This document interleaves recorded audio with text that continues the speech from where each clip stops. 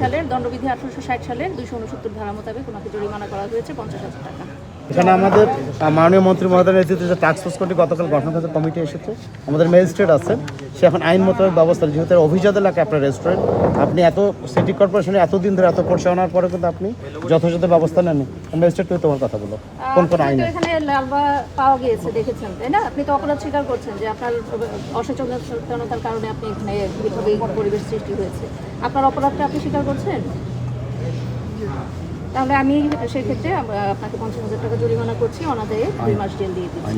দণ্ডবিধির 1860 ধারার 269 ধারা মোতাবেক আপনাকে জরিমানা করা হয়েছে।